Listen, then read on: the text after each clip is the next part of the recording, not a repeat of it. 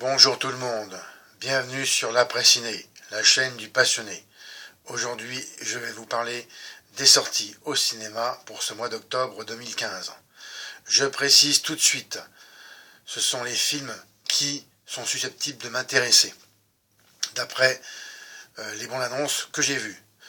Ce n'est forcément pas votre choix de film.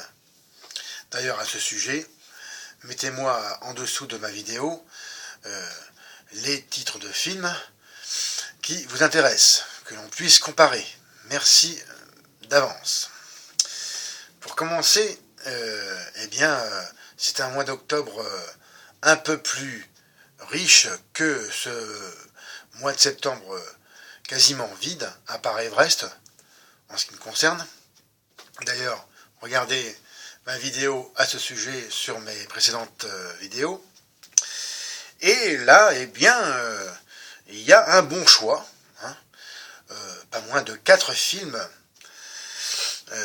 sont au programme, à commencer par Crimson Peak, qui sortira le 14 octobre, réalisé par Guillermo del Toro, d'une durée d'1h59, genre épouvante horreur, mais aussi drame et romance. L'histoire, c'est à la suite d'une tragédie familiale, une romancière en herbe est déchirée entre l'amour qu'elle porte à son ami d'enfance et son attirance par un mystérieux inconnu. Alors qu'elle tente d'échapper aux fantômes de son passé, elle s'aventure dans une sombre demeure étrangement humaine. Bon, la bande-annonce, comme je l'ai dit, m'avait intéressé. Après, ce n'est pas un film que j'irai voir au cinéma, car il n'y a pas de projection 3D programmée pour ça. Et j'ai une certaine réserve pour ce mélange de genres qui est la romance.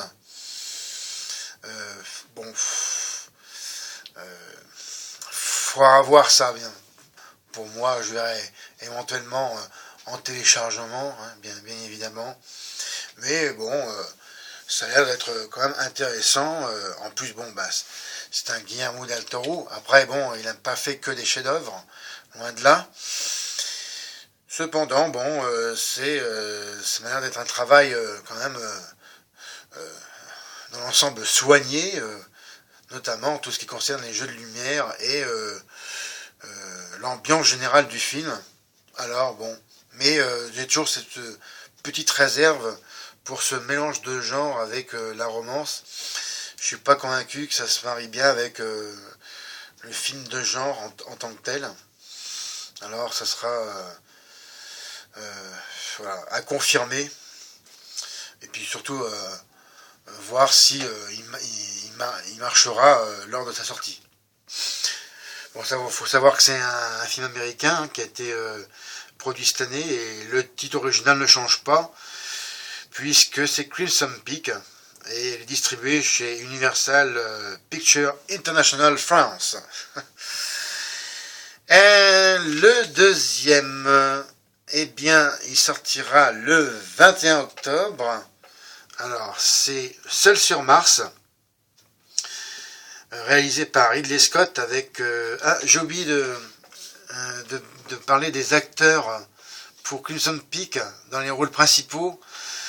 On retrouvera Jessica Chastain, Mia Wasikowska et Tom Hiddleston plus. Non, je fais une erreur sur son nom qui n'est pas facile à dire en plus. C'est Tom Hiddleston, voilà. Maintenant, retour sur ce Seul sur Mars avec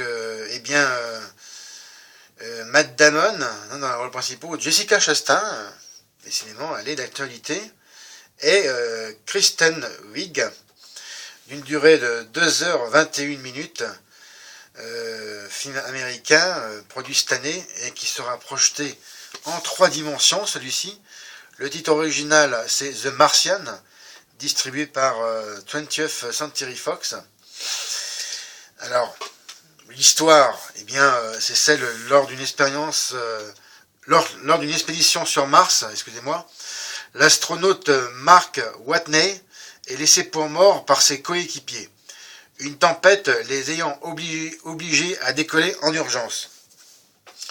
Mais Mark a survécu et il est désormais seul, sans moyen de repartir sur une planète hostile.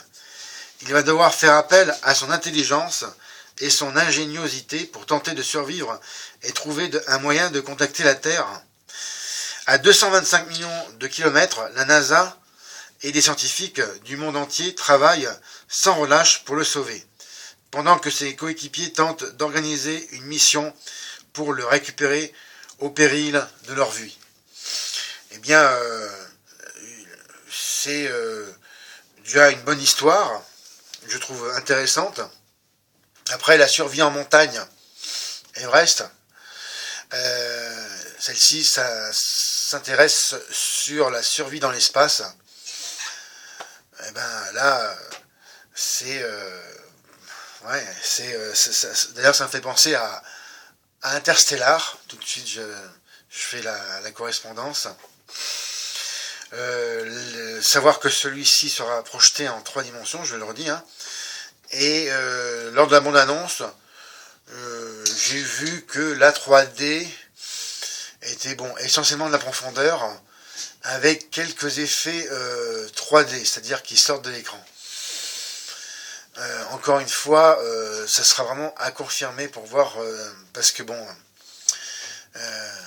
la 3D n'est pas la même interprétée pour tout et chacun, et surtout elle diffère des cinémas, à savoir que moi ici à Bourges, hein, pour les sorties de films commerciaux, non pas d'essai, eh bien, il y a qu'un endroit, c'est le CGR, hein, le Mégaplex, et eh bien, encore une fois, j'en avais parlé dans ma critique d'Everest, la 3D, c'est vraiment plus ça. Malgré que je me suis acheté une paire de surlunettes, hein, qui sont différentes des lunettes 3D bas de gamme, c'est-à-dire standard. Maintenant, pour me convaincre vraiment, que j'aille dépenser 1,50 € pour la majoration 3D, vu que ce que j'ai constaté maintenant, c'est essentiellement de la profondeur. Je rappelle quand même en date, le dernier film qui m'avait bluffé au niveau de la 3D, c'était The Amazing Spider-Man numéro 2, hein, ce qui remonte quand même au mois de mai 2014. Ça vraiment, il faudra vraiment que je sache vraiment pour la 3D, en interrogeant tout simplement le personnel du cinéma, si déjà il est coopérant et surtout a vu le film.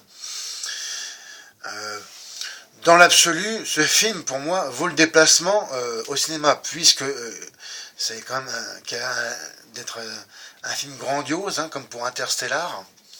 Le seul film que j'étais allé voir depuis des années et des années au cinéma sans la 3D, c'était vraiment une exception. Et je ne regrette pas d'y être allé. Après, c'est un choix personnel, celui qui vous motive pour aller au cinéma uniquement pour voir la 3D. Alors, vraiment, encore faut-il que celle-ci soit vraiment à la hauteur.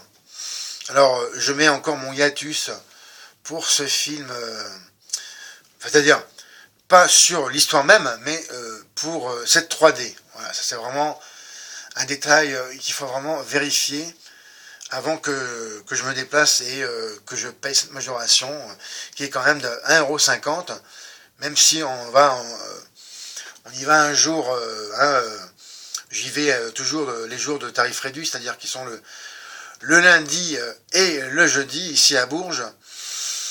C'est toujours 7,50 € de ma poche. Bon. Et pour revenir à ce film, bon, toute l'histoire est bien manière passionnante. Et j'aime bien Matt Damon aussi comme acteur. D'ailleurs, c'est un de mes acteurs préférés avec Ethan Hawke. Et bon, là, c'est voilà, le vide spatial, tout son, son immense espace avec le tout petit minuscule homme.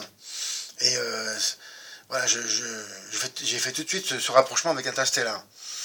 Alors je sais pas si ça sera aussi philosophique, il faudra voir. Je pense que surtout c'est quand même plus centré sur la survie de l'homme confronté à l'infini, tout simplement.